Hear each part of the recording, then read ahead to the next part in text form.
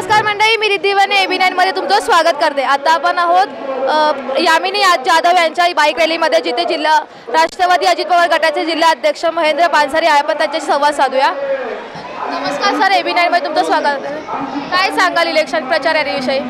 प्रचाराची रणधुमाळी तुम्ही पाहत आहात। उत्साह पाची पक्षाचे, भारतीय जनता पक्ष असेल, शिवसेना शिंदे गट असेल, राष्ट्रवादी काँग्रेस पक्ष असेल, मनसे असेल आणि RPIचे सर्व आमचे पदाधिकारी ज्या जोमाने उतरलेत, याचा नक्कीच निकाल तुम्हाला 20 तारखेला दिसेल की आमची यामिनीताई भरघोस अशा लाखाच्या मतदाराच्या दिक्याने निवडून येणार, हे यात कुठलाही वाद नाही आहे। नरेंद्र मोदींनी 400 पारचा नारा लावलेला आहे, तो खरा होईल? 400 पार आम्ही करणारच आहोत आणि त्यामध्ये 400 मध्ये आमची सुद्धा ही एक सीट असणार आहे, दक्षिण मुंबईची। कारण म्हणतात पाकिस्तानला मुंबईत, तिथे दक्षिण मुंबईत पाऊस पडला की ते लोक छत्री तिकडे उघडतात आणि नक्कीच ही आमची सीट 100% नाही 1000% निवडूनच येणार आहे आमची यामिनीताई।